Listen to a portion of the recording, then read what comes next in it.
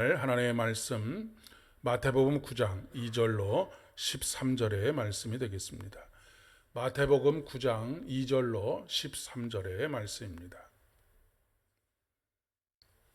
신약성경 12면에 있습니다. 마태복음 9장 2절로 13절의 말씀입니다. 우리 다 같이 한 목소리로 함께 봉독하시도록 하겠습니다. 2절부터 시작하겠습니다. 시작. 침상에 누운 중풍병자를 사람들이 데리고 오거늘 예수께서 그들의 믿음을 보시고 중풍병자에게 이르시되 작은 자야 안심하라 내 죄 사함을 받았느니라. 어떤 서기관들이 속으로 이르되 이 사람이 신성을 모두 가도다. 예수께서 그 생각을 아시고 이르시되 너희가 어찌하여 마음에 악한 생각을 하느냐. 내 죄 사함을 받았느니라 하는 말과 일어나 걸어가라 하는 말 중에 어느 것이 쉽겠느냐. 그러나 인자가 세상에서 죄를 사하는 권능이 있는 줄을 너희로 알게 하려 하노라 하시고 중풍병자에게 말씀하시되 일어나 내 침상을 가지고 집으로 가라 하시니 그가 일어나 집으로 돌아가거늘 무리가 보고 두려워하며 이런 권능을 사람에게 주신 하나님께 영광을 돌리니라.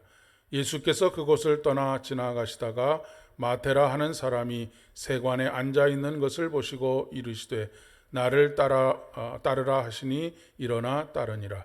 예수께서 마태의 집에서 앉아 음식을 잡수실 때에 많은 세리와 죄인들이 와서 예수와 그의 제자들과 함께 앉았더니 바리새인들이 보고 그의 제자들에게 이르되 어찌하여 너희 선생은 세리와 죄인들과 함께 잡수시느냐. 예수께서 들으시고 이르시되 건강한 자에게는 의사가 쓸데없고 병든 자에게라야 쓸데있느니라. 너희는 가서 내가 긍휼을 원하고 제사를 원하지 아니하노라 하신 뜻이 무엇인지 배우라. 나는 의인을 부르러 온 것이 아니요 죄인을 부르러 왔노라 하시니라. 아멘. TV 프로그램 중에 금쪽 같은 내 새끼라고 하는 그런 그 프로그램이 있습니다. 어떤 프로그램이냐면 문제 행동을 하는 아이를 심리적으로 치유하고 또 그 문제 행동을 고쳐나가는 프로그램입니다. 전문가가 나오고 또 문제 행동을 하는 아이의 엄마가 나와서 그 문제를 함께 고민하고 그 문제를 들여다보고 해결해가는 그런 과정을 담은 프로그램입니다. 목회자로서뿐만 아니라 교육의 전문가로서 배울 수 있는 것들이 참 많이 있어서 자주 보는 그런 프로그램입니다. 그런데 문제 부모는 있어도 문제아는 없다라고 하는 말처럼 모든 문제 행동에는 근본적인 이유가 있다라고 하는 것을 새삼 깨닫게 됩니다. 그러니까 아이가 문제 행동을 일으키는 것을 보고 문제 행동을 고치기 위해서는 반드시 그 문제 행동과 연결되어져 있는 부모를 고치지 않으면 문제 행동이 고쳐지지 않는다라고 하는 그런 이야기입니다. 문제 행동을 하는 아이를 보면서 그 문제 행동의 원인이 된 여러 가지 이유들이 있지만 거의 대부분 무엇과 연결되어 있느냐면 부모의 양육 태도와 연결이 되어져 있다라고 하는 것이죠. 그래서 대부분 부모의 양육 태도를 바꾸어주면 아이의 문제 행동이 저절로 해소되는 것을 우리가 보게 됩니다. 오늘 말씀에 침상에 누운 중풍병자를 사람들이 예수님께 데리고 오는 사건을 마태복음 9장의 말씀에서 기록하고 있습니다. 예수님께서는 그 믿음을 보시고 이렇게 말씀하십니다. 작은 자야 안심하라 내 죄 사함을 받았느니라 라고 말씀하십니다. 그러자 이 말을 듣고 서기관들이 겉으로 대놓고 예수님께 이야기는 하지 못하고 마음속으로 그렇게 생각합니다. 도대체 이 사람이 누구이건데 이렇게 신성을 모독하는가 라고 마음속으로 생각합니다. 예수님께서 그 마음을 꿰뚫어 보시고 그에게 말씀하시죠.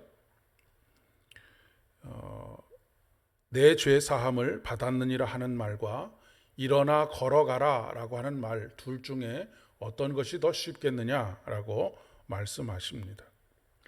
당연히 일어나 내 자리를 들고 가라 라고 말씀하시는 것이 훨씬 더 쉽습니다.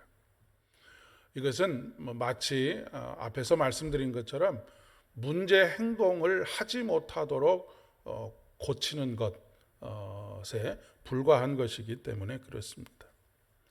그러나 더 근원적인 치료가 필요합니다. 문제 행동만 고치면 문제 행동이 고쳐진 것 같지만 어느 순간 다시 또 그 문제 행동이 나타날 수밖에 없기 때문에 그렇습니다. 근본적인 치료가 되지 못하는 것인데 죄 사함을 받는 것, 그것은 그 문제 행동을 야기시키는 근본적인 것을 치료하는 것이다라고 이야기할 수 있겠습니다. 사과나무에는 사과 열매가 열리고 배나무에는 배 열매가 열리게 되어져 있지 않습니까? 사과나무의 배의 열매가 열릴 수 없는 것은 누구나 다 알고 있는 자명한 자연의 이치입니다. 우리들도 마찬가지입니다. 죄의 열매를 맺게 되는 것은 당연히 죄인이기 때문에 그렇습니다. 의인은 의의 열매를 맺게 되어져 있습니다. 성령의 사람은 성령의 열매를 맺게 되어져 있는 것과 마찬가지입니다. 오늘 말씀을 통해서 보게 되는 것은 예수님께서 죄 사함의 권능을 가지고 계시다라고 하는 것입니다. 우리가 성령의 사람으로 성령의 열매를 맺어가기 위해서는 반드시 죄 사함의 권능을 가지고 계시는 예수 그리스도를 믿어야 하는 이유가 바로 여기에 있습니다. 그리고 예수님께서는 세리 마태의 집에 들어가셔서 말씀하셨던 것처럼 죄인을 부르러 이 땅에 오셨습니다. 그 죄인을 불러서 십자가의 은혜를 깨닫게 하시고 의롭게 된 사람으로서 의로운 삶의 열매들을 맺어가게 하시는 것이 하나님의 뜻이다라고 하는 것을 말씀하십니다. 그 권능으로 돌감람나무였던 우리들을 참감람나무에 접붙임을 하게 하시는 것이죠. 그런데 접붙임을 해도 첫 해부터 참감람나무 열매가 열리는 것은 아닙니다. 온전하게 그 원가지인 참감람나무에게 녹아들어 한 몸을 이룰 때까지는 자연히 참감람나무 열매를 아직은 온전하게 맺지 못하는 것과 마찬가지라고 이야기할 수 있겠습니다.